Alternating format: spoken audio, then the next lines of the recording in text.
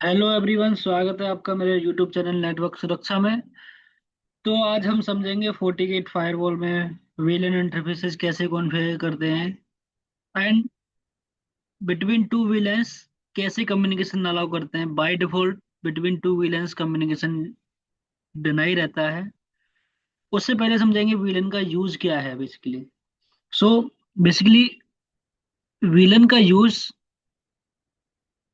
एक नेटवर्क को या दो डिपार्टमेंट्स को सेपरेट रखने के लिए यूज करते हैं, या एक एक ही नेटवर्क को लॉजिकली सेपरेट रखने के लिए विलेंस का यूज करते हैं। या मान लो मेरे मल्टीपल डिपार्टमेंट हैं, मल्टीपल सबनेट्स हैं, मल्टीपल लैन सबनेट्स हैं जो एक ही लेयर टू स्विच से कनेक्टेड हैं, एंड मैं चाहता हूँ अननेसेसरी की उन सबनेट्स के बीच में फ्लडिंग ना हो। क्यों? क्योंकि L2 स्विच राउटिंग डिसीजन नहीं ले सकता। वो simple as a transparent device काम करता है एंड पैकेट्स को फॉरवर्ड करता है। अंडरस्टूड? सो मल्टीपल सबनेट्स मेरे स्विच से कनेक्टेड हैं, अननेसेसरी की फ्लडिंग ना हो, उसके लिए उन सब सारे सबनेट्स को सेपरेट रखने के लिए वीलेंस यूज करते हैं। तो ये एक छोटी सी टोपोलॉजी है जिसमें FortiGate firewall internet service provider ISP से पोर्ट 1 पे कनेक्टेड है, एंड जो फोर्टिगेट फायरवॉल का पोर्ट नंबर 2 है वो लैन स्विच लेयर 2 स्विच से कनेक्टेड है। लेयर 2 स्विच से दो different different department, I mean user VLAN and server VLAN, दो कनेक्टेड है। रिक्वायरमेंट ये है, यूजर वीलन का सेपरेट सबनेट होना चाहिए एंड सर्वर वीलन का सेपरेट सबनेट होना चाहिए। और जो भी कम्युनिकेशन होगा between user VLAN and server VLAN वो फोर्टिगेट फायरवॉल के थ्रू होना चाहिए। ऐसा ना हो कि वो लेयर 2 स्विच से ही निकले। तो बेसिकली जो फ्लो होना चाहिए वो फ्लो ऐसा होना चाहिए कि जब भी कोई यूजर वीलन या कोई यूजर सर्वर को एक्सेस करे तो वो जाएगा आपके लेयर 2 स्विच पे, सॉरी, वो जाना चाहिए आपके लेयर 2 स्विच पे, देन फायरवॉल पे। ओहो,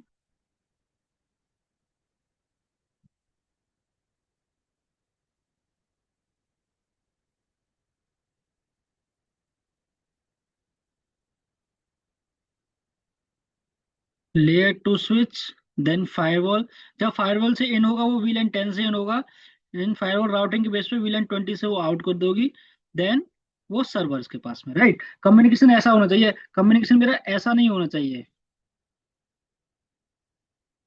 कम्युनिकेशन मेरा ऐसे नहीं होना चाहिए। उस चीज को प्रिवेंट करने के लिए हम क्या करेंगे, विलन्स क्रिएट करेंगे, एंड दोनों user villain and server villain दोनों के लिए फोर्टिगेट फायरवॉल ही गेटवे रहेगा। विलन 10 के लिए मैं यूज करूंगा सबनेट 10.1.1.0/24, जिसकी एक first usable IP as a gateway for user VLANs रहेगी। एंड विलन 20 के लिए यूज करूंगा 10.1.2.0/24, जिसकी first usable IP as a gateway for server VLAN रहेगी। ओके, चलो समझते हैं फोर्टिगेट फायरवॉल पर विलन कैसे क्रिएट करते हैं। उससे पहले जो मैंने लैन में स्विच क्रिएट किया हुआ है, सिंपल इसको बताता हूँ मैं। गीक 0x1 इंटरफेस को मैंने विलन 10 में रखा हुआ है, गीक 0x2 इंटरफेस को मैंने विलन 20 में रखा हुआ है, एंड गीक 0x0 इंटरफेस को मैंने ट्रंक बनाया हुआ है जिसमें मैंने विलन 10 एंड 20 दोनों पास करी हुई है। ओके, अब समझते हैं फोर्टिगेट फायरवॉल पे विलेंस इंटरफेस कैसे क्रिएट करते हैं। तो बड़ा ही सिंपल है फोर्टिगेट फायरवॉल पे विलेन क्रिएट करना। नेटवर्क में जाओ, आप इंटरफेसेस में जाओ। अब बाय डिफॉल्ट जितने भी आपके इंटरफेस आते हैं, जब भी फ्रेश हार्डवेयर आता है उसमें आपके पास में फिजिकल इंटरफेस ही होते हैं, कोई लॉजिकल इंटरफेस कोई वर्चुअल इंटरफेस नहीं होता।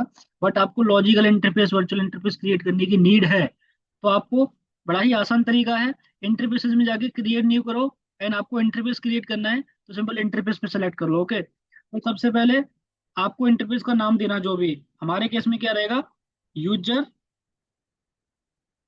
Villain, right. टाइप क्या रहेगा इंटरफेस का, VLAN, VLAN protocol dot one Q रखेंगे। एंड अब आप पूछ रहा है ये इंटरफेस किस फिजिकल इंटरफेस पे ये विलन क्रिएट करना चाहते हो, आई मीन इस विलन को किस फिजिकल इंटरफेस के साथ में टैग करोगे। तो मेरा वो अभी विलन 2, सॉरी पोर्ट नंबर 2 है टोपोलॉजी के according. And what is the villain ID, villain ID वही 10 है, जो हम इसके लिए सबनेट रखने वाले हैं 10.1.1.1/24, राइट। अगर आपको इसी सबनेट का एक एड्रेस बनाना है तो आप इसको एड्रेस क्रिएट कर सकते हो। अलाउ एंड DHCP इनेबल करूंगा इस पे, जिससे कि क्लाइंट को, मेरे यूजर विलन क्लाइंट को ऑटोमेटिक आईपी मिल जाए। ये रेंज है 1.2 से लेके 1.254। ओके किया। ऐसे अब मेरी वीलन क्रिएट कर गई, बन गई है।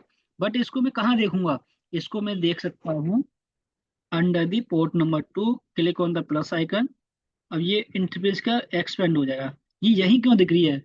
वो इसलिए क्योंकि मेरा जो विलन क्रिएट है वो पोर्ट नंबर 2 पर है। पोर्ट नंबर 2 मेरा फिजिकल इंटरफेस है, एंड इस पे मैंने लॉजिकल एक इंटरफेस बनाया है विलन। क्योंकि लॉजिकल इंटरफेस को, या कोई चीज लॉजिकल होती है, उसके लिए कोई ना कोई सपोर्ट चाहिए होता है, राइट? तो हमारे केस में पोर्ट नंबर 2 पे हमने लॉजिकल एक इंटरफेस क्रिएट किया हुआ विलन, राइट? ऐसे ही मैं दूसरा इंटरफेस क्रिएट करूंगा for server villain. Server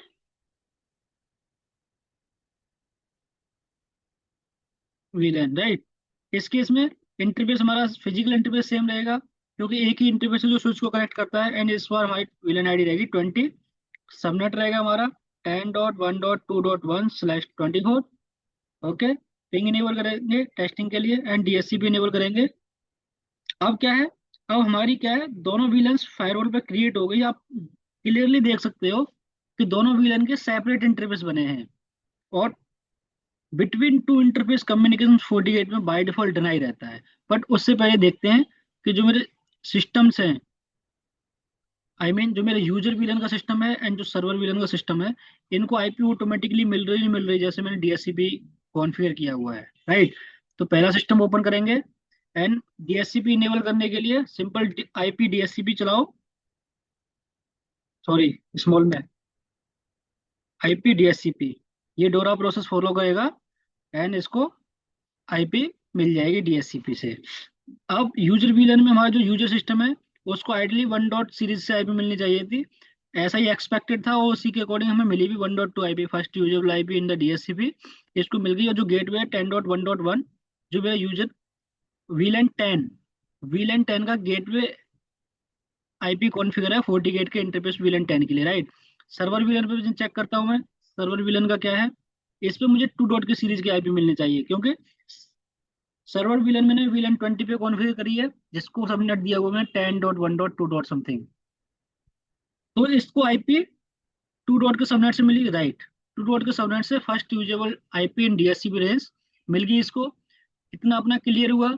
then चलो मैं बाय डिफॉल्ट कम्युनिकेशन चेक करता हूँ, क्या मैं 10.1.1.2 से 10.1.2.2 को पिंग कर पा रहा हूँ? यानी यूजर विलन से क्या मैं पिंग कर पा रहा हूँ सर्वर विलन को? सबसे पहले गेटवे, इसी यूजर यूजर विलन का गेटवे पिंग करते हैं 10.1.1.1, राइट? गेटवे रीचेबल है। गेटवे इसलिए रीचेबल है, मैंने उस पर आईसीएमपी पिंग सर्विस इनेबल करी हुई है। आप ट्राई करते हैं 2.1। 2.1 भी रीचेबल नहीं होगा, क्योंकि ये सेपरेट इंटरफेस है। 2.2 भी पिंग नहीं होगा। क्यों? क्योंकि फायरवॉल पे जब two two interface separate separate होते हैं और उनके बीच में कम्युनिकेशन अलाउ करते हैं, तो उसके लिए हमें फायरवॉल के टू एंड फ्रो जाने के लिए फायरवॉल पॉलिसी की नीड पड़ती है। अभी के लिए फायरवॉल पर कोई भी पॉलिसी ऐसी बनी नहीं है जो इस कम्युनिकेशन को अलाउ कर सके। तो बाय डिफॉल्ट ये इम्प्लिसिट डिनाई पॉलिसी से डिनाई हो रहा है ट्रैफिक। हम इसकी logging enable, by the way, recommended नहीं है इम्प्लिसिट डिनाई पॉलिसी का लॉगिंग इनेबल करना, क्योंकि बहुत सारा ट्रैफिक है जो इम्प्लिसिट डिनाई से डिनाई रहता रहता है, होता रहता है। तो एक चलो कम्युनिकेशन पॉलिसी बनाते हैं कि VLAN 10 to VLAN 20। So इस नाम से जब भी फायरवॉल पॉलिसी बनाओ, कोई भी ऑब्जेक्ट बनाओ, तो उसको ऐसा नाम दो जो आप बना रहे हो, ठीक है, बट आपके बाद आने वाला इंजीनियर भी उसको देख के समझ जाए कि ये जो नाम दिया गया है इस पर्पज के लिए दिया गया है। तो नाम दिया है VLAN 10 to VLAN 20। It mean incoming interface source interface will be by VLAN 10, यानी user VLAN. Outgoing interface will be my server VLAN. Source source will be my, जो भी इसके अंदर आ रहा है मेरा यूजर वीलन एड्रेस, राइट? इसको और भी रख सकते हो, लेकिन अभी के लिए हम स्पेसिफिक करते हैं user VLAN address, and destination will be my server VLAN address, right? Service all. Net की कोई नीड नहीं है। नेट हमें इंटरनेट के केस में चाहिए होता है, या कोई स्पेसिफिक केस है जो प्राइवेट नेटवर्क में भी आपको सोर्स नेट करने की नीड है। हमारा ऐसा कोई केस नहीं है, हमको सिंपल कम्युनिकेशन एस्टेब्लिश करना है। अभी क्या है, ये पॉलिसी बनी है VLAN 10 से VLAN 20 के लिए। क्या हो कि अगर VLAN 20 से ट्रैफिक इनिशिएट हो तो सोर्स क्या हो जाएगा उस केस में, VLAN 20 सर्वर VLAN। तो एक आप इसकी रिवर्स पॉलिसी बना सकते हैं। तो सारे एफर्ट डालने से अच्छा है, क्रिएट न्यू करने से अच्छा है, आप जो आपने जस्ट रिसेंटली पॉलिसी बनाई है उसी का क्लोन रिवर्स कर लो। तो जब भी क्लोन रिवर्स करते हो तो ये policy by default disable mode में रहती है। उसको आप सबसे पहले इनेबल भी कर सकते हैं, या उसका नाम दे दो VLAN 22 VLAN 10, राइट। देन सबसे बॉटम पे आइए, इसको इनेबल कर सकते हो आप पॉलिसी को।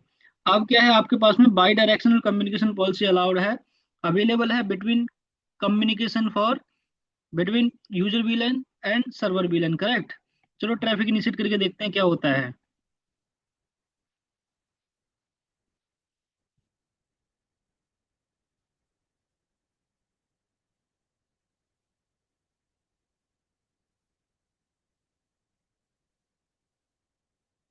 10.1.2.1 मेरा पिंग आ गया, यानी ये डिफरेंट VLAN थी जो मुझे पहले पिंग ही नहीं आई थी, बट अभी के लिए जैसी मैंने पॉलिसी बनाई ये पिंग हो गया। 2.2 देखते हैं, अगर सब कुछ ठीक रहा तो पिंग आना चाहिए, अगर कुछ लैब में ही प्रॉब्लम हुई तो पिंग नहीं आएगा। लेकिन इसके लिए मैं हिट्स दिखा सकता हूँ आपको, फायरवॉल पे हिट आ रहे नहीं आ रहे, फायरवॉल का क्या एक्शन है। तो इसको क्या करते हैं, रिफ्रेश करते हैं, एंड आप देखोगे VLAN 10 टू VLAN 20 जो पॉलिसी बनाई थी केवल उसी पॉलिसी पे हिट आया। क्यों? क्योंकि मैंने ट्रैफिक ही मेरा VLAN 10 as a source initiate किया था, VLAN 20 एज ए सोर्स मैंने यूज ही नहीं किया अभी तक। इसको मान लो मैं देखता हूँ सो मैचिंग लॉग्स इस पॉलिसी के, तो मुझे यहाँ दिख जाएगा सोर्स क्या है, डेस्टिनेशन क्या है। आई थिंक इतना एनफ ट्रैफिक आया नहीं है अभी जिससे ये दिखा सके कि, बट अभी आप देख पा रहे हो डिफरेंट VLAN का जो गेटवे है वो मैं पिंग कर पा रहा हूँ, बट कुछ लैब में हो सकता है प्रॉब्लम होगी, इसलिए मैं उसको पिंग नहीं कर पा रहा जो एंड सिस्टम है। But this is correct configuration whatever I have done. So सबसे पहले क्या किया हमने, VLAN इंटरफेसेस क्रिएट करे, एंड हमने समझा कि VLAN इंटरफेस FortiGate फायरवॉल में कैसे क्रिएट करते हैं, करेक्ट। उन पर DHCP कैसे सेंड करते हैं, DHCP से एक एक क्लाइंट दोनों VLANs में कनेक्टेड है, वो इन्फॉर्मेशन भी देख सकते हैं हम कहाँ पे, dashboard, then the user and devices.